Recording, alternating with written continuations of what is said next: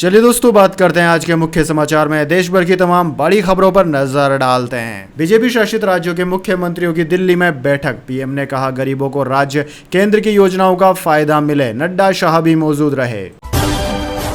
Paris Olympic में भारत को मिला पहला मेडल। मनु भाकर ने 10 मीटर एयर पिस्टल में ब्रॉन्ज मेडल जीता। शूटिंग में मेडल दिलाने वाली पहली भारतीय महिला। दिल्ली की आईएएस कोचिंग में 3 स्टूडेंट की मौत। मालिक कोऑर्डिनेटर 14 दिन की न्यायिक हिरासत में। बेसमेंट में 3 मिनट में 12 फीट पानी भरा था। भारत ने श्रीलंका को 7 विकेट से हराया। दूसरे टी20 मुकाबले में बिश्नोई को 3 विकेट। यशस्वी सूर्या और हार्दिक ने खेली विस्फोटक पारियां। नेताजी के पोते बोले सुभाष विमान हादसे में मारे गए थे। सरकार अंतिम बयान जारी करे ताकि झूठी कहानियां रुके।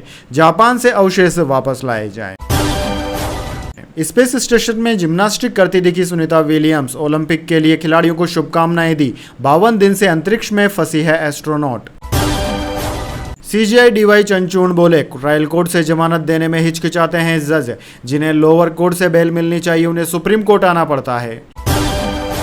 यूपी उत्तराखंड में बारिश से 24 घंटे में 4 मौतें। उत्तर प्रदेश में बाढ़, 350 गांव डूबे। आज 22 राज्यों में भारी बारिश का अलर्ट जारी। श्रीलंका ने 20 साल में पहला विमेंस एशिया कप जीता। भारत को 8 विकेट से हराया। अट्टापट्टू हर्षिता की हुई 50। 10 राज्य 1 यूटी में 6 नए राज्यपाल, 3 का ट्रांसफर। हरिभाऊ बागड़े राजस्थान, रामेन डेका छत्तीसगढ़, संतोष गंगवार को झारखंड का जिम्मा। ओम माथुर सिक्किम के गवर्नर बने। ममता बनर्जी नहीं बनना चाहती कांग्रेस की पिछलगू। इंडिया गठबंधन को लेकर बीजेपी का बड़ा दावा। चुनावी रण में उतरने से पहले प्रशांत किशोर बना रहे सुपर टीम। जनसुराज से जुड़े 3 दिग्गज नेता। अखिलेश का विधानसभा उपचुनाव से पहले ब्राह्मण कार्ड। 81 साल के माता प्रसाद पांडे को बनाया नेता प्रतिपक्ष। केशव बोले दलितों को धोखा दिया। जी हां दोस्तों, सपा प्रमुख अखिलेश यादव ने माता प्रसाद पांडे को नेता प्रतिपक्ष बनाया है। यूपी में विधानसभा सत्र शुरू होने के ठीक 19 घंटे पहले अखिलेश ने सबको चौंका दिया। अखिलेश ने पीडीए यानी कि पिछड़ा, दलित और अल्पसंख्यक के बाद अब ब्राह्मण कार्ड चला है। 81 साल के माता प्रसाद पांडे विधानसभा में सत्ता पक्ष का मुकाबला करेंगे। वह सिद्धार्थनगर की इटवा सीट से विधायक हैं। 7 बार विधायक रह चुके हैं। 2 बार विधानसभा अध्यक्ष भी रहे हैं। चलिए दोस्तों, जान लेते हैं अगली खबर। मुख्यमंत्री परिषद की मीटिंग में बीजेपी नेताओं को मिला मोदी मंत्र। केंद्र की योजनाओं पर फोकस। राज्यों को दिया यह टास्क। जी हां दोस्तों, प्रधानमंत्री मोदी समेत बीजेपी के शीर्ष नेताओं ने रविवार को लगातार दूसरे दिन कई मुद्दों पर गहन मंथन किया। मीटिंग में भाजपा शासित 13 राज्यों के मुख्यमंत्री और 15 डिप्टी सीएम शामिल हुए। इसके साथ ही एनडीए शासित कुछ राज्यों के उप मुख्यमंत्रियों ने भी मीटिंग में शिरकत की। इस दौरान प्रधानमंत्री मोदी ने विकसित भारत के लक्ष्य को हासिल करने के लिए राज्य और केंद्र सरकार के बीच संयुक्त समन्वय पर जोर दिया। दोस्तों, इस अहम मीटिंग में $5 ट्रिलियन की अर्थव्यवस्था के लक्ष्य को हासिल करने पर भी चर्चा हुई। इसके साथ ही नई शिक्षा नीति पर चर्चा हुई। चलिए दोस्तों, जान लेते हैं अगली खबर। मनु भाकर ने रचा इतिहास। शूटिंग में मेडल जीतने वाली बनी पहली भारतीय महिला। ब्रॉन्ज पर लगाया निशाना। जी हां दोस्तों, मनु भाकर पेरिस ओलंपिक 2024 में भारत के लिए पहला मेडल जीतने वाली एथलीट बन गई है। उन्होंने महिलाओं की 10 मीटर एयर पिस्टल स्पर्धा में ब्रॉन्ज मेडल जीतकर भारत का मान बढ़ाया है। मनु एलिमिनेटर होने से पहले दक्षिण कोरिया की किम जेंगी से केवल 0.1 अंक पीछे थी, जिन्होंने सिल्वर मेडल पर कब्जा जमाया। 22 वर्षीय मनु भाकर का यह ओलंपिक्स में पहला मेडल है। इस स्पर्धा में गोल्ड और सिल्वर मेडल जीतने वाली दोनों एथलीट्स दक्षिण कोरिया से ही है। चलिए दोस्तों, जान लेते हैं अगली खबर। ट्रंप बोले मुझे वोट दिया तो दोबारा चुनाव नहीं होंगे। कहा मैं सब ठीक कर दूंगा। विपक्षी नेता बोले ट्रंप तानाशाह, लोकतंत्र खत्म कर देंगे। जी हां दोस्तों, अमेरिका के पूर्व राष्ट्रपति डोनाल्ड ट्रंप ने कहा है कि अगर अमेरिका के ईसाई नवंबर में उनको वोट देंगे तो उन्हें दोबारा कभी वोट देने की जरूरत नहीं पड़ेगी। फ्लोरिडा में कंजर्वेटिव ग्रुप के एक इवेंट को संबोधित करते हुए ट्रंप ने कहा कि अगर मैं राष्ट्रपति बना तो सभी चीजें ठीक कर दूंगा। पूर्व राष्ट्रपति ने कहा कि ईसाइयों को घरों से निकलकर वोट डालना होगा। इसके बाद अगले 4 साल में मैं सब कुछ ठीक कर दूंगा। 4 साल बाद दोबारा मतदान के लिए नहीं आना पड़ेगा। देश में सभी चीजें बेहतरीन हो जाएंगी। ट्रंप ने कहा कि वे खुद ईसाई धर्म को मानते हैं और सभी ईसाइयों से बेहद प्यार करते हैं। चलिए दोस्तों, जान लेते हैं अगली खबर। रूस की नेवी परेड में शामिल हुआ भारत। युद्धपोत आईएनएस तबर ने लिया परेड में हिस्सा। राष्ट्रपति व्लादिमीर पुतिन ने ली सलामी। जी हां दोस्तों, भारतीय नौसैनिकों ने 28 जुलाई को रूस के 328वीं नेवी डे परेड में हिस्सा लिया। इस मौके पर रूसी राष्ट्रपति व्लादिमीर पुतिन ने भारतीय नौसेना से सलामी ली। भारत की तरफ से नेवी डे परेड में युद्धपोत आईएनएस तबर ने हिस्सा लिया। परेड की सलामी लेते हुए पुतिन ने भारतीय नौसैनिकों से कहा, नमस्कार नौसैनिकों, नेवी डे परेड लेने पर आपको बधाई। परेड के लिए युद्धपोत आईएनएस तबर की कमान कैप्टन एमआर हरीश संभाल रहे थे। चलिए दोस्तों जान लेते हैं अगली खबर। हिजबुल्लाह के हमले से दहला इजराइल, बच्चों के शव देख विचलित हुए लोग, अमेरिका से लौटे नेतन्याहू। जी हाँ दोस्तों, गाजा, लेबनान और यमन में एक साथ हमले कर रहा इजराइल रॉकेट अटैक की वजह से दहल उठा है। इस बार हिजबुल्लाह के लड़ाकों ने इजराइल पर जबरदस्त हवाई हमला किया। एक रिपोर्ट के मुताबिक करीब 40 से अधिक रॉकेट इजराइल की ओर दागे गए थे। इनमें से एक रॉकेट गोलान हाइट्स के फुटबॉल मैदान में जा गिरा। इस हमले में 12 बच्चों की मौत हो गई, जबकि 37 से अधिक लोग जख्मी बताए जा रहे हैं। सभी घर वालों को अस्पताल में भर्ती कराया गया है। इनमें कई की हालत गंभीर है। यह हमला शनिवार शाम 6:30 बजे हुआ।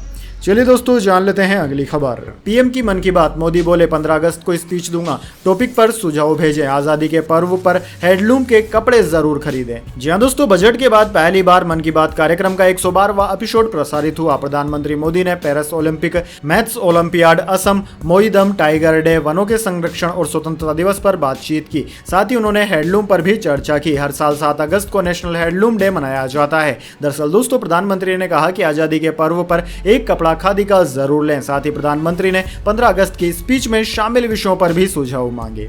चलिए दोस्तों जान लेते हैं अगली खबर। दिल्ली की आईएएस कोचिंग में 3 स्टूडेंट्स की मौत, पावर कट से बेसमेंट में लाइब्रेरी का बायोमेट्रिक गेट जाम, 3 मिनट में 12 फीट पानी भरा। जी हां दोस्तों, दिल्ली में शनिवार शाम हुई बारिश के चलते ओल्ड राजेंद्र नगर के राव आईएएस कोचिंग सेंटर के बेसमेंट में पानी भर गया। इसमें डूबने से 3 स्टूडेंट्स की मौत हो गई। पुलिस ने बताया कि शाम 7 बजे सूचना मिलने के बाद एनडीआरएफ को बुलाया गया। देर रात 3 स्टूडेंट्स के शव और 14 छात्रों को सुरक्षित निकाला गया। शनिवार रात बिल्डिंग में पावर कट के कारण बेसमेंट में बनी लाइब्रेरी का बायोमेट्रिक गेट जाम हो गया था। दोस्तों, स्टूडेंट्स अंधेरे में लाइब्रेरी के अंदर फंस गए। गेट बंद होने के कारण पानी शुरुआत में बेसमेंट में नहीं घुसा था, लेकिन कुछ मिनट बाद ही पानी का प्रेशर तेज हुआ और गेट टूट गया। गेट टूटने के बाद पानी तेजी से बेसमेंट में भरने लगा। चश्मदीद ने बताया कि बहाव इतना तेज था कि सीढ़ियां चढ़ना मुश्किल हो रहा था। कुछ सेकेंड्स में ही घुटनों तक पानी भर गया। ऐसे में स्टूडेंट्स बेंच पर खड़े हो गए। महज 2 से 3 मिनट में ही पूरे बेसमेंट में 10 से 12 फीट पानी भर गया। दोस्तों, घटना के बाद पुलिस ने कोचिंग मालिक अभिषेक गुप्ता और कोऑर्डिनेटर देशपाल सिंह को गिरफ्तार कर लिया है। रविवार शाम को दोनों को दिल्ली कोर्ट में पेशी के लिए ले जाया गया। चलिए दोस्तों जान लेते हैं अगली खबर। कोचिंग सेंटर हादसे में मजिस्ट्रेट जांच के आदेश, दिल्ली सरकार में मंत्री आतिशी ने 24 घंटे में मांगी रिपोर्ट। जी हां दोस्तों, दिल्ली के राजेंद्र नगर में कोचिंग संस्थान में हुई घटना के बाद दिल्ली सरकार ने तत्काल और सख्त कार्यवाही के आदेश दिए हैं। दिल्ली सरकार की मंत्री आतिशी ने सभी संबंधित अधिकारियों को तत्काल घटनाक्रम पर जाकर जरूरी कदम उठाने के निर्देश दिए हैं। उन्होंने घटना की मजिस्ट्रेट जाँच के आदेश दिए हैं, जिसकी रिपोर्ट 24 घंटे के भीतर सौंपनी होगी। वहीं दोस्तों, हालात की गंभीरता पर जोर देते हुए मंत्री आतिशी ने कहा कि इस त्रासदी के लिए जिम्मेदार लोगों को कड़ी से कड़ी सजा दी जाएगी। उन्होंने एक लिखित मैसेज में अधिकारियों से तत्काल कार्यवाही के आदेश दिए हैं। चलिए दोस्तों जान लेते हैं इसके बाद अगली बड़ी खबर। श्रीलंका विमेंस ने 20 साल में पहला एशिया कप जीता, भारत को 8 विकेट से फाइनल हराया, अट्टापट्टू हर्षिता की 50।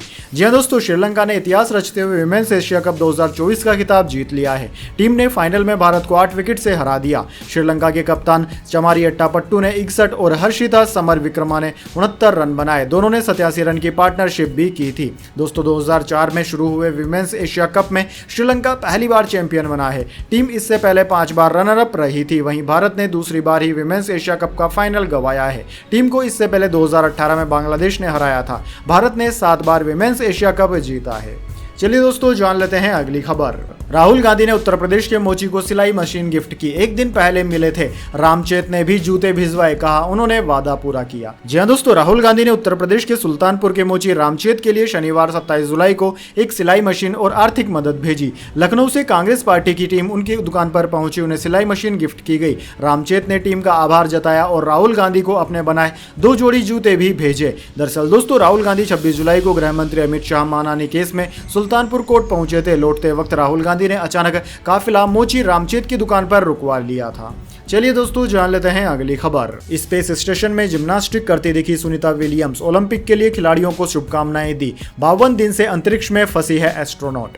जी हां दोस्तों, भारतवंशी एस्ट्रोनॉट सुनीता विलियम्स पिछले 52 दिनों से इंटरनेशनल स्पेस सेंटर ISS में फंसी हुई है। स्पेसक्राफ्ट में दिक्कत होने की वजह से वह धरती पर कब लौटेगी, अब इसका फैसला नहीं हो पा रहा है। इसी बीच पेरिस ओलंपिक्स की शुरुआत पर खिलाड़ियों को शुभकामनाएं देते हुए उनका एक अनोखा वीडियो सामने आया है, जिसमें सुनीता विलियम्स बाकी अंतरिक्ष यात्रियों के साथ ओलंपिक की मशाल पकड़े नजर आ रही है। हालांकि यह मशाल इलेक्ट्रिक है। वहीं दोस्तों वीडियो में सभी अंतरिक्ष यात्री अलग अलग खेलों में हिस्सा लेते दिख रहे हैं। सुनीता जिम्नास्टिक कर रही है तो वहीं बाकी अंतरिक्ष यात्री weight lifting, wrestling, disc throw, shot put जैसे कई खेलों में अपनी प्रतिभा दिखाते नजर आ रहे हैं। यूपी उत्तराखंड में बारिश से 24 घंटे में 4 मौतें, उत्तर प्रदेश में बाढ़, 350 गांव डूबे। आज 22 राज्यों में भारी बारिश का अलर्ट।